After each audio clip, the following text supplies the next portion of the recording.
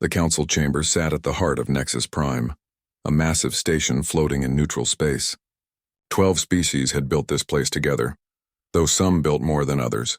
The chamber itself was a circle of polished metal and glowing screens, with seats arranged in tiers like an ancient arena.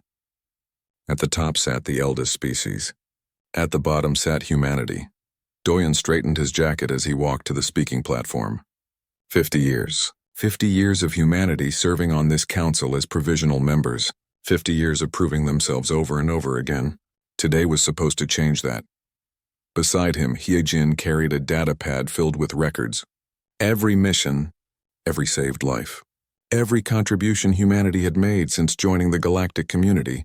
She placed it on the podium with a soft click that echoed in the silent chamber. Honored Council, Doyen began, his voice calm and clear. We come before you today to request full membership status with equal voting rights. Humanity has served faithfully for 5 decades. We have met every requirement you set before us. High Chancellor Thren, a reptilian creature with golden scales, looked down from his seat. His eyes were cold. Ambassador Doyen, your species has indeed been adequate in your service. However, full membership requires more than simply following orders. Counselor Vexthar, an avian being with brilliant blue feathers, actually laughed. The sound was sharp and mocking. Adequate? Chancellor, you are too kind. The humans have existed as a spacefaring species for barely 2 centuries. My people have sailed the stars for 20,000 years. They are infants playing at politics. Several other counselors joined in the laughter. Doyen's face remained neutral, but Hyejin noticed his jaw tighten slightly. She had worked with him long enough to recognize anger hidden beneath calm water. If I may continue, Doyen said, waiting for the laughter to die down. During the Outer Rim crisis 3 years ago, human peacekeepers held the line while reinforcements arrived. 4,000 human soldiers died protecting colonies that were not their own. Surely this demonstrates... It demonstrates that humans are useful, interrupted Counselor Moros, an aquatic being whose translation device made his voice sound wet and bubbling. Guard dogs are also useful. That does not make them equal to their masters. The chamber fell silent at that. Even some of the other counselors looked uncomfortable. Hyejin saw a junior aide, a young insectoid named Kresh, shift uneasily in his seat. Doyen took a slow breath. I see. Then perhaps you would consider our medical contributions. Human doctors have filled positions we allowed you to fill, Vexthar cut in. You act as if you did us a favor. You were given opportunities to serve. Nothing more. Hyejin watched the council carefully. She had expected resistance, but not this level of casual contempt. For 50 years, humanity had been patient. They had smiled at insults. They had worked twice as hard for half the recognition. And now, watching these ancient species mock human sacrifice, something crystallized in her mind. They would never see humans as equals. It did not matter what humanity did or how long they served. To these old empires, humans would always be newcomers, always lesser. Doyen continued speaking, laying out achievements one by one. The terraforming projects on 17 worlds, the communication network improvements, the banking systems that made interstellar trade faster and safer. With each point, he received the same dismissive responses. These are tasks we assigned you, Thren said finally. You performed your duties. This is expected, not exceptional. Then what must we do? Doyen asked. The question was simple, direct. Tell us what would make humanity worthy of equal status in your eyes. The counselors looked at each other. The silence stretched. Finally, Vexthar spoke. Time, he said. Perhaps in another 1,000 years your species will have matured enough. For now you should be grateful for the position you hold. Grateful, Doyen repeated softly. Hyejin heard something in his voice that made her look up sharply. She knew that tone. Yes, grateful, Moros added. Many species never even receive provisional status. You should count yourselves fortunate that we allow you here at all. Thren raised one clawed hand. The matter is settled. We will now vote on the human request for full membership status. All in favor? Silence. All opposed? 12 hands rose. Every single counselor. Even the ones who had seemed uncomfortable earlier. Furthermore, Thren continued, the council has decided that humanity's current trade privileges are too generous for a provisional member. These will be reduced by 30% effective immediately. This meeting is adjourned. Doyen stood very still for a moment. Hyejin gathered the datapad, the one full of records that no one had even looked at. Around them, counselors began talking amongst themselves, already moving on to other business, as if humanity's 50 years of service could be dismissed in 5 minutes. "Ambassador," Hyejin whispered. "We should go," Doyen nodded. He turned to face the council one last time. Several counselors were not even paying attention anymore. "Chancellor Thren," Doyen said clearly. "Fellow counselors, I want to thank you for your time today." Thren waved one hand in acknowledgement, already reading something on his screen. "You have given us your answer," Doyen continued, "and we have heard it clearly. Humanity understands our position now. We will act accordingly." Something in those last 3 words made Hyejin glance at him sharply. But Doyen's face showed nothing except polite professionalism. He bowed slightly, a gesture of respect that none of the counselors returned. The human delegation filed out of the chamber in perfect order. No shouting, no protests, no dramatic speeches about justice or fairness. They simply left, their footsteps quiet on the metal floor. Behind them, Counselor Vexthar chuckled. "That went easier than expected. I thought they might cause a scene. Humans are emotional creatures," Moros agreed. "But even they know when they are outmatched. They will grumble and complain, but they will stay in line." Thren was not so certain. He had watched Doyen's face during that final moment. There had been something there hidden beneath the calm. Something that worried him. "Ambassador Kresh," he called to the junior aide, "send word to human sectors. I want reports on any unusual activity." "Yes, Chancellor," Kresh said. But privately, he wondered what unusual activity could come from such a quiet departure. The humans had accepted defeat gracefully. Too gracefully, perhaps. In the hallway outside, Hyejin walked beside Doyen. Neither spoke until they were alone in the transport pod heading back to the human section of the station. "So," Hyejin said quietly, "we are really doing this?" Doyen looked out at the stars streaming past. His reflection in the window showed the calm mask finally slipping. Beneath it was not anger. It was something colder. Something decided. "Yes," he said. "Send the message. Protocol Exodus. Begin Phase 1. Hyejin pulled out her communicator, her fingers steady. She had prepared this message years ago, hoping they would never need it. But she had known deep down that this day would come. The message was simple. Just 2 words that would change everything. "We're leaving." The first ships left exactly 12 hours after the vote. No fanfare, no announcements. They simply powered up their engines and departed, filing out of dock after dock like a quiet tide going out to sea. Admiral Jiwon stood on the bridge of the carrier Indomitable, watching the fleet assemble in formation. Each ship represented years of human presence in council space. Medical vessels, engineering platforms, defense cruisers, trade haulers, all of them were coming home. "All ships reporting ready, Admiral," her first officer said. "Take us out," Jiwon ordered. "Navigation, plot course for the Kepler Gate. Communications, maintain silence protocols." The Indomitable turned gracefully, its massive bulk moving with surprising elegance. Behind it, 300 ships followed. Not a single one broadcast its destination. Not a single captain filed a flight plan with Council traffic control.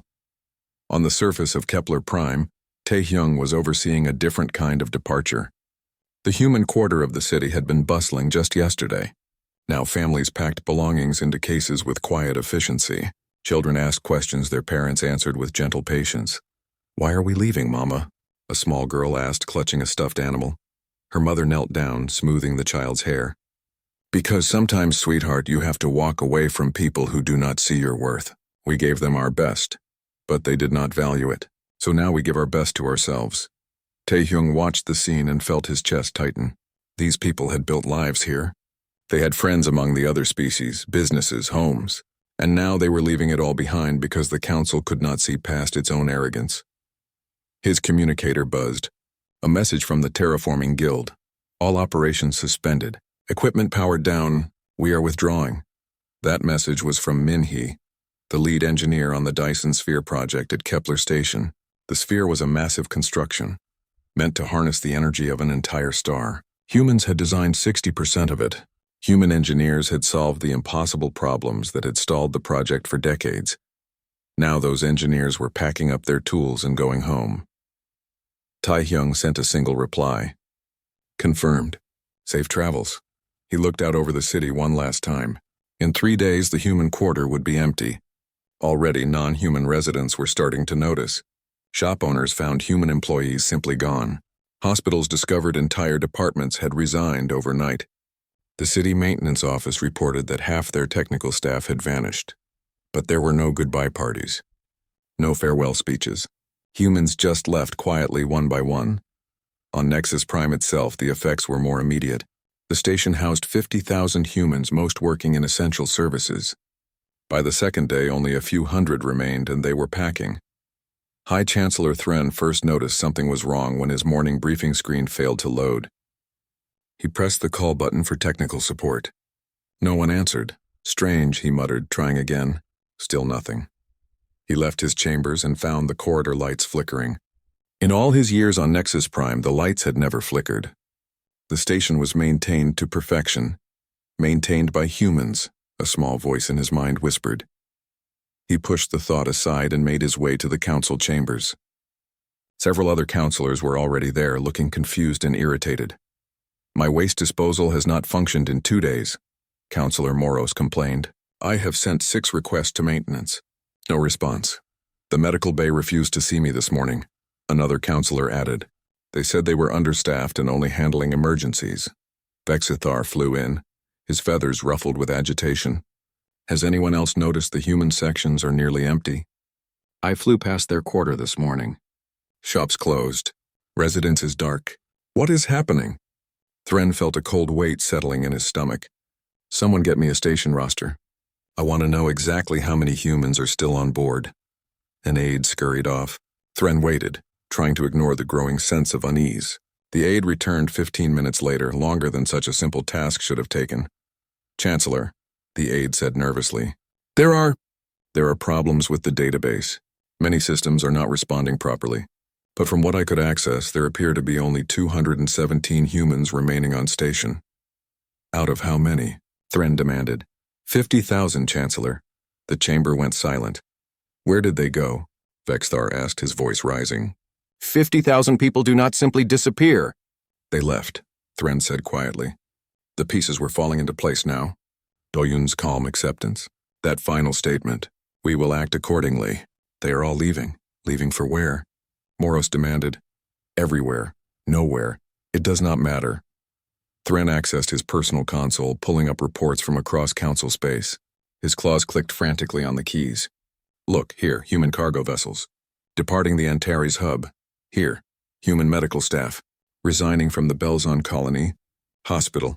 Here, human peacekeepers abandoning their posts in the outer rim. He kept scrolling. Report after report. The same pattern everywhere. Humans withdrawing. No violence, no theft. They simply finished their shifts and left, taking only what belonged to them. This is desertion, Vexthar shrieked. This is abandonment of duty. We should send ships after them. Force them to return. On what grounds? Thren asked tiredly. They are provisional members. They have no legal obligation to serve. We made certain of that, remember? We wanted to be able to dismiss them at any time. Now they are dismissing themselves. Councillor Kresh, the young insectoid, spoke up hesitantly. Chancellor, I think we should see this. He activated a holographic display. It showed the Galactic Communication Network, the vast web of relays and satellites that allowed instantaneous communication across the galaxy. Usually it glowed with thousands of green indicators showing perfect function. Now red warning lights were appearing across the network. Slowly at first, then faster. What is causing that? Thren demanded.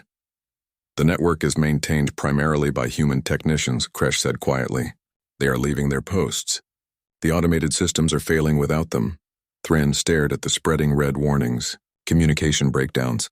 That meant trade disruptions, diplomatic failures, defense coordination issues. How long until we can replace them? He asked. Kresh consulted his datapad. His compound eyes seemed to dim. To train new technicians to human standards? 5 to 7 years, Chancellor. Assuming we can even understand their documentation. 5 years, Vexthar gasped. That is just communication, Kresh continued, his voice growing more distressed as he read. Medical systems will fail faster. We do not have the knowledge to manufacture many human pharmaceuticals. Food production on 17 colonies depends on human agricultural technology. Defense networks in the Outer Rim are 90% human-operated. Trade route navigation uses human mapping algorithms that we do not fully understand.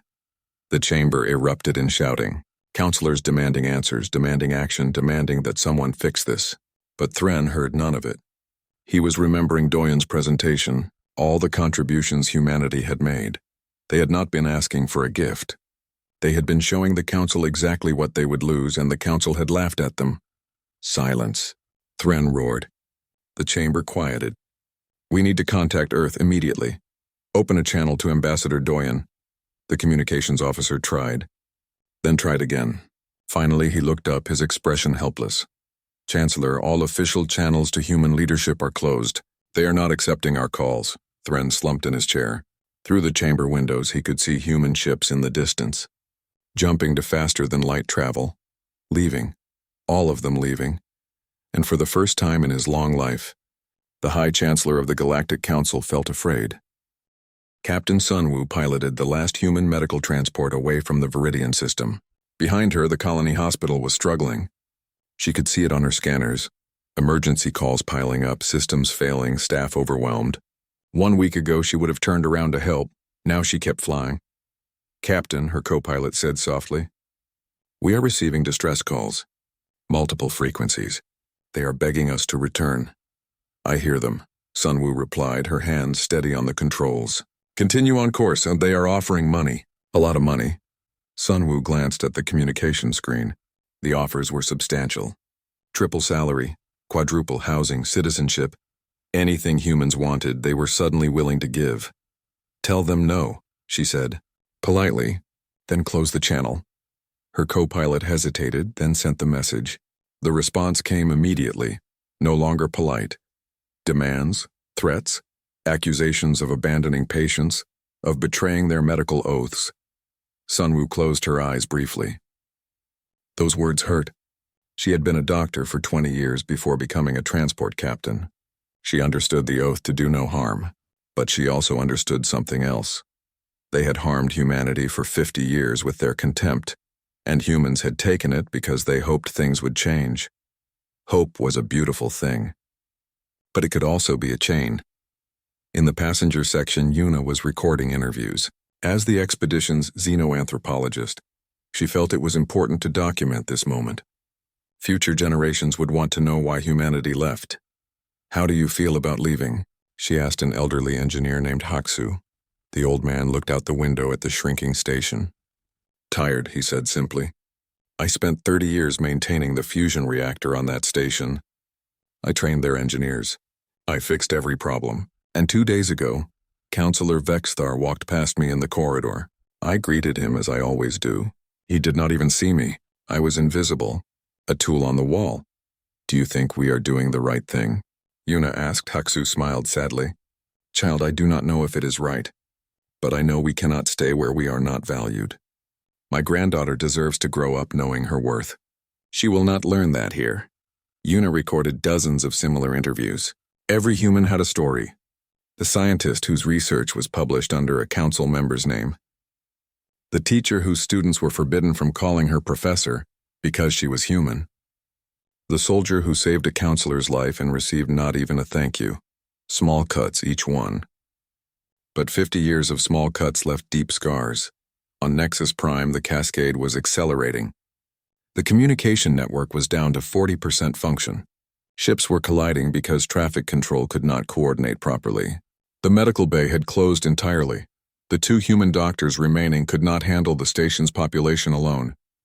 Emergency council meetings happened every 6 hours now. Each one brought worse news. The Antares trade routes are collapsing, reported Delegate Prax, the junior counselor who had been assigned to assess the damage. His report made for grim reading. Human vessels were the primary carriers for 70% of goods through that sector. Without them, shipments are delayed by weeks. Find other carriers, Vexthar demanded. We are trying, Counselor. But human ships were efficient. They had the best navigation, the most reliable schedules. Other species cannot match that capacity. Not quickly. Counselor Moros dismissed this with a wave. Temporary disruption. The markets will adjust. Humans were just laborers. They did not invent faster-than-light travel or create anything new. They simply worked the systems we already had. Prax looked at the older counselor with something like pity. Counselor, I have been reviewing human contributions to galactic infrastructure. They did not invent faster-than-light travel, true, but they improved it by 18%. Every ship in Council space uses human navigation algorithms now. We do not have the source code. We do not know how they work. Then we will figure it out, Moro snapped. We are not children. The preliminary analysis suggests it will take 50 to 200 years to reverse engineer human systems, Prax said quietly. And that is assuming we even can. Humans think differently than we do. Their solutions to problems are often unexpected. Thren rubbed his temple where a headache was building. What about the defense network?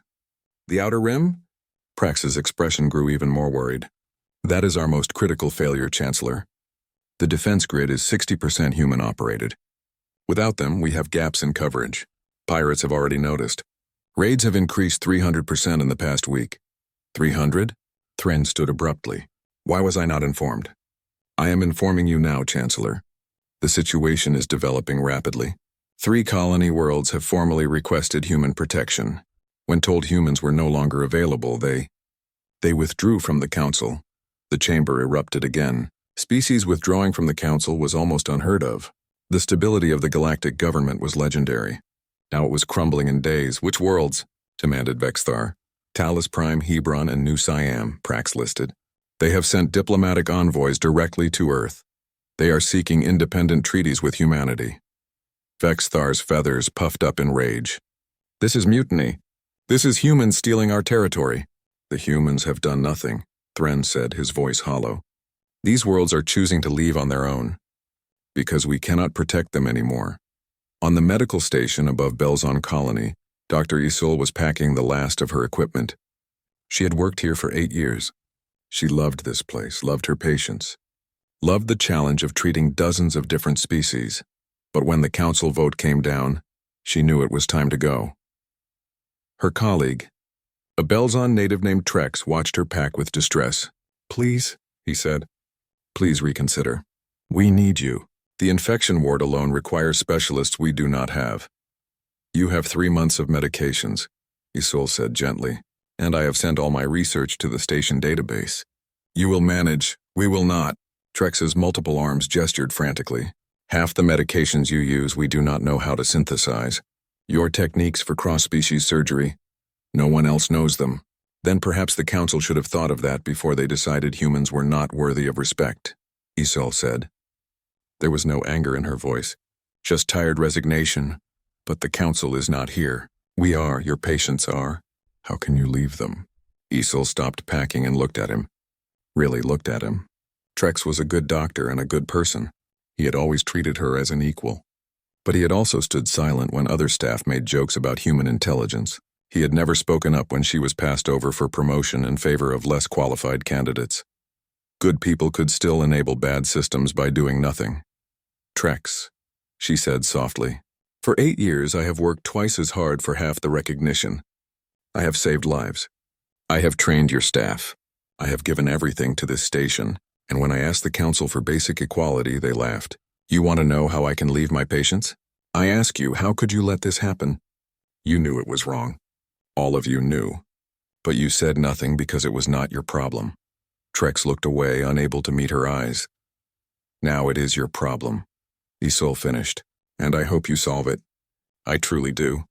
But I will not be here to fix it for you anymore. She closed her equipment case and walked toward the shuttle bay.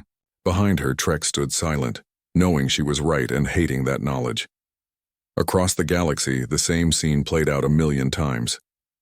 Humans leaving, former colleagues begging them to stay, offers of money, positions, anything, and humans saying no, because some things cannot be bought. Back on Nexus Prime, Thren stood alone in his office looking at a holographic map of Council space. Red indicators spread across it like a disease. Each one marked a critical failure point. Medical, engineering, defense, trade, communication, 50 years. Humans had embedded themselves in every vital system over 50 years, and the Council had never noticed because they never looked. They saw humans as servants, as useful tools. Now the tools were gone and the machine was falling apart. Doyen stood in the gardens of the Human Council building on Earth, watching the sunset paint the sky in shades of orange and purple. 3 weeks since the Exodus began. 3 weeks since humanity had walked away from the galactic community. He should feel victorious. The plan had worked better than anyone dared hope, but instead he felt tired. Ambassador, Yijin approached carrying a data pad. President Jeho is ready for the meeting.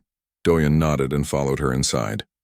The council chamber was smaller than the one on Nexus Prime, but infinitely warmer. Here, humans made decisions about their own future. No one spoke down to them. No one questioned their worth.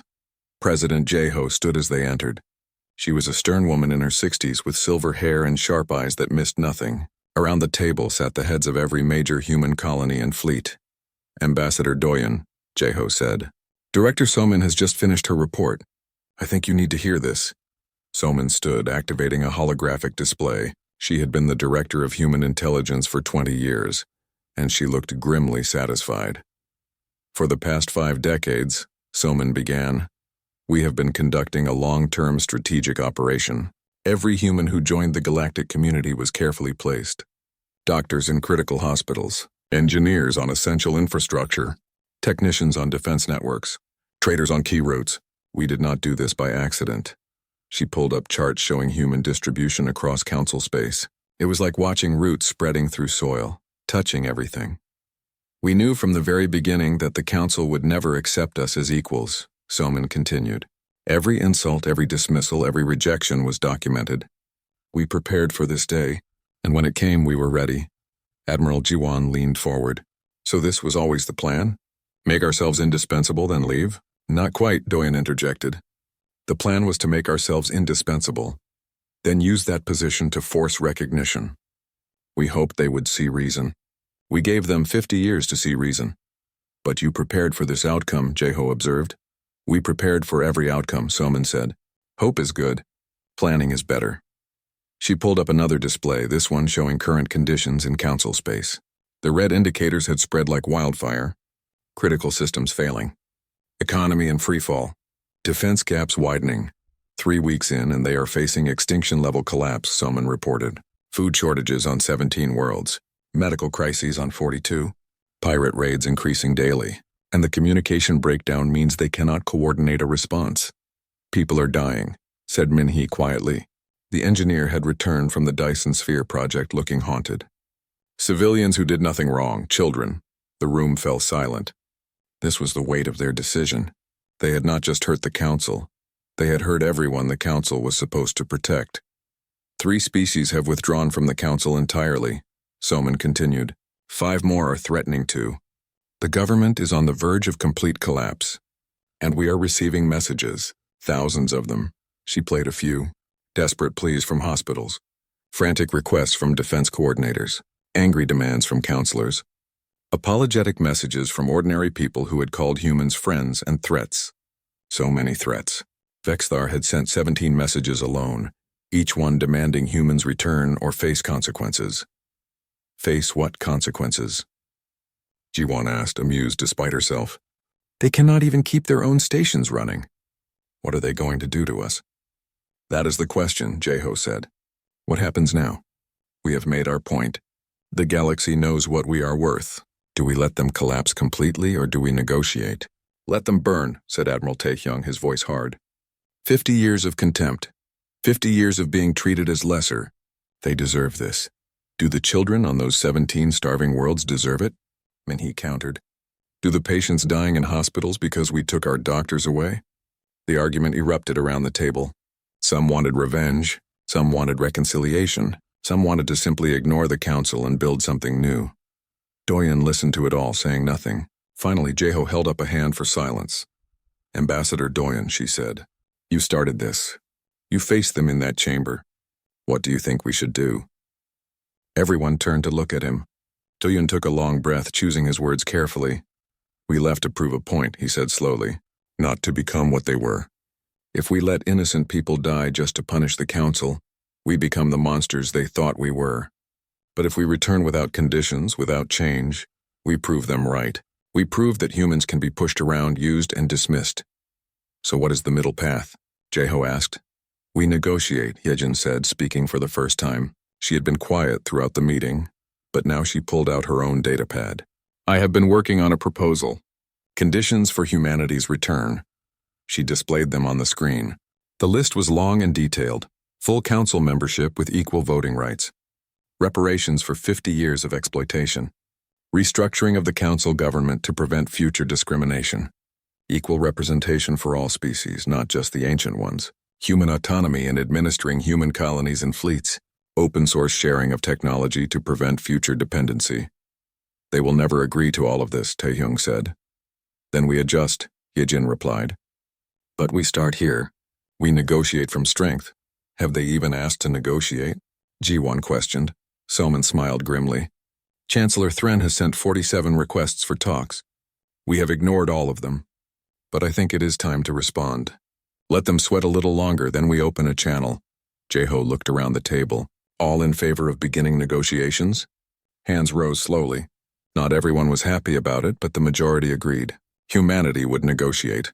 But we do not return until the terms are acceptable, Jae-ho said firmly. No compromise on the fundamentals. We are equals or we stay gone. The meeting ended. As people filed out, Soman pulled Doyen aside. You should know, she said quietly. 3 council species have formally apologized. Public broadcasts. They acknowledged their mistake and asked for forgiveness. The Trellin Consortium, the Hebron Alliance, the Ventari Union. 3 out of 12, Doyen observed. It is a start, and Vexthar's government fell yesterday. His own people removed him in a no-confidence vote. The new leadership's first act was to request human aid. Doyun absorbed this. Change was happening. Real change.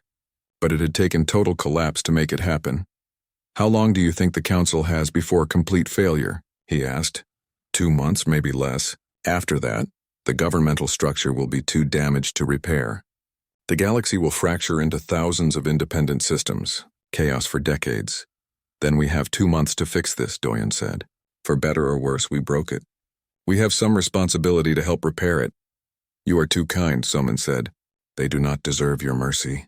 Maybe not, Doyen agreed. But the people suffering under their failed leadership do. The children do. The innocents do. He looked out the window at Earth's night sky. Somewhere up there the galaxy was tearing itself apart, and humanity held the key to stopping it. Send a message to Thren, Doyen said. Tell him we will talk, but on our terms in our space. If he wants humanity back, he comes to us, not the other way around. Soman nodded and left to send the message. Hyejin remained behind. Do you think they will change? She asked. Really change? Doyen considered the question. I think they have no choice. The old galaxy is dead. We killed it when we left. What comes next we build together as equals, or we do not build it at all. And if they refuse, then humanity thrives on its own, Doyen said simply. We have our colonies, our technology, our strength. We do not need them. But they need us, and that changes everything. Outside, the first stars were appearing in the darkening sky. Among them somewhere was Nexus Prime. A station going dark, a council in chaos, an empire learning too late the price of arrogance. And on Earth, humanity waited to see if the galaxy could be saved. The shuttle carrying High Chancellor Thren landed at the human spaceport in Geneva. He stepped out into Earth's atmosphere for the first time, feeling the gravity pull at him differently than on Nexus Prime. Everything here felt heavier. Or perhaps that was just the weight of what he had come to do. Doyen waited at the bottom of the ramp flanked by Hyejin and President Jae-ho. No weapons. No guards, just 3 humans standing calmly in the morning sun. Chancellor Thren, Doyen said, offering a formal bow. Welcome to Earth. Thren returned the bow deeper than he would have 2 months ago. Ambassador, thank you for agreeing to meet. They walked together into the negotiation building. It was simple compared to the grand halls of Nexus Prime. Just a round table, comfortable chairs, and windows looking out at mountains in the distance. No tiers, no elevated seats. Everyone would sit at the same level. Thren noticed this immediately. He said nothing, but his eyes lingered on the equal arrangement. Over the next 3 days, more council representatives arrived. Moros came looking diminished somehow. The new Vextari representative, a younger avian named Kira. Councilors from each of the 12 species, some reluctant, others desperate. On the 4th day, negotiations began. The council proposes that humans return to their previous positions, Moros began. We are willing to grant full membership status and voting rights. 50 years too late, Hyejin said flatly. That is no longer sufficient, Moros bristled. You would make demands. You are the ones who abandoned your duties. We abandoned nothing, Doyen corrected, his voice calm but firm. We were provisional members with no binding obligations. We chose to leave a situation where we were not valued. That was our right, Thren raised a clawed hand. Peace, Counselor Moros, they are correct. We did not value them and now we face the consequences. Let us hear their terms. Hyejin activated a display showing humanity's conditions. The list was long, but she began reading them clearly. Full and equal membership. Restructuring of council voting to prevent majority tyranny. Reparations for economic exploitation. Protection of human autonomy. Technology sharing agreements to prevent future dependency. Formation of an equality commission to prevent discrimination. With each point, some counselors looked more uncomfortable. But they listened. They had no choice but to listen. These terms are excessive, complained the Ventari representative. You ask us to completely remake our government. Your government is already broken, Jeho said bluntly. We watched it collapse in 6 weeks. What we are offering is a chance to build something better. Together. And if we refuse? Moros asked, though his voice lacked conviction. Then you refuse, Doyun said simply. Humanity will continue on our own path. The 3 species who withdrew from the council have already signed mutual defense and trade agreements with us. 5 more have expressed interest. We do not need the council to survive. Can you say the same? The silence that followed was answer enough. Negotiations continued for 2 weeks. Some points were adjusted. Some were expanded. Humanity gave ground on minor issues but held firm on the fundamentals. Equality was not negotiable. On day 15, Counselor Kira made an unexpected move. She stood and addressed the room, her feathers smooth and her voice steady. I must speak honestly, she said. My predecessor, Vexthar, led our people into disgrace. He believed our ancient status made us superior. He was wrong. I have reviewed the records. I have seen what humanity contributed. I have seen how we treated them. And I am ashamed. She turned to face Doyen directly. On behalf of the Vextari people, I formally apologize. We were wrong. You deserved respect from the beginning, and we failed to give it. If you accept nothing else from these negotiations, please accept our sincere regret. The room went very quiet. Doyen looked at Kira for a long moment, then nodded slowly. Apology accepted, he said. For what it is worth, I met many Vextari who treated humans with kindness. Your people are not defined by one leader's failures.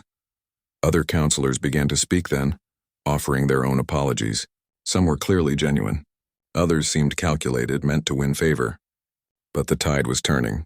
Thren watched it all and finally understood something. Humanity had not destroyed the council out of spite. They had given the council an opportunity to change. A harsh opportunity, paid for in suffering and chaos, but an opportunity nonetheless. On day 18, the council formally agreed to humanity's terms. The agreement was signed in a ceremony broadcast across the galaxy. A new structure would replace the old hierarchy. The Council of Equals, it would be called. Every species would have proportional representation. Decisions would require broader consensus. No single group could dominate. But Doyen knew the real change was not in the documents. It was in how people looked at each other now. The old counselors met human eyes instead of looking through them. They asked questions instead of issuing commands. They had learned, through painful necessity, that ancient did not mean superior. After the signing, Thren requested a private meeting with Doyen. They walked together in the Earth Gardens. An old reptilian and a middle-aged human, discussing the future. You planned this from the beginning, did you not? Thren asked. The systematic integration into critical systems. The documentation of every slight. You were always prepared to leave. We hoped we would never have to, Doyen admitted. But yes, we prepared. Hoping for the best while planning for the worst seemed wise. It was more than wise. It was brilliant. And humbling. Thren stopped walking, turning to face Doyen fully. I need you to understand something. I was born into a system where age and tradition determined value. For 300 years, I never questioned it. And then you left and everything fell apart and I realized we had built our entire civilization on a lie. What lie? Doyen asked. That power comes from being old, from being first. But real power, the kind that matters, comes from being useful, from contributing, from doing the work. Thren looked at his clawed hands. We stopped doing the work centuries ago. We just managed things that others built. We mistook management for creation. The galaxy needs both, Doyen said gently. Management and creation, wisdom and innovation, old and new. That is why a council of equals works better than a council of ancients. Thren nodded slowly. Will you return? Personally, I mean. Will you serve on the new council? Doyen considered this. For a time, yes. To help build the foundation. But then I retire. I am tired, Chancellor. 50 years of fighting for recognition is exhausting. Let the next generation carry it forward. Who will that be? Doyen smiled. Have you met Borum? She is 16, brilliant and fierce. She will not tolerate the nonsense my generation endured. None of them will. They are growing up knowing their worth. That is the real victory. As if summoned by her name, a young woman appeared on the path ahead. Borum was indeed 16, with bright eyes and an eager expression. She was carrying datapads and walking with purpose. Ambassador Doyen, she called. President Jeho needs you. The Trellin delegation has arrived. Thank you, Borum. I will be right there. He turned back to Thren. She is a student in the new Galactic Academy. The first class will include young people from 20 different species, all learning together as equals. That is the future, Chancellor. Not councils and negotiations, but children who grow up not knowing prejudice. Thren watched the young human hurry away. I envy them. They will build something we could not even imagine. We can imagine it, Doyen said. We just have to be brave enough to let go of what was and embrace what could be. They walked back together. Around them, Earth was preparing for the return. Human ships were being loaded with supplies, medicine, and personnel. But this time they went as equals, as partners, as valued members of a new galactic community. On Nexus Prime, repairs were already underway. Human engineers worked alongside Ventari technicians and Trellin programmers. The old divisions were breaking down slowly. Trust would take time to rebuild, but the foundation was there. 6 months after the Exodus, the first integrated council session was held. Representatives from 43 species sat in the circular chamber. No tiers, no elevated seats, just equals, solving problems together. Doyen attended that first session but did not speak much. He preferred to watch the younger representatives find their voices. They were bolder than his generation had been, less willing to accept injustice quietly. Borum attended as an observer, representing the Academy students. She sat in the gallery taking notes and asking pointed questions during open forums. Several old counselors looked uncomfortable with her directness. Good, Doyen thought. The discomfort of the privileged was how change happened. After the session, a memorial was unveiled outside the council chambers. A simple pillar of polished stone with words carved in every galactic language. In memory of the silent departure, may we never forget what we nearly lost through pride. May we always remember that true strength lies not in dominance but in mutual respect. Doyen stood before it with Hejin, both of them quiet. Do you think it will last? She asked. This new council, this equality. Nothing lasts forever, Doyen replied. But if we teach the next generation well, if they remember this lesson, then perhaps it lasts long enough. Long enough for equality to become normal. Long enough that no one can imagine going back, and if they forget, Doyen smiled a bit sadly.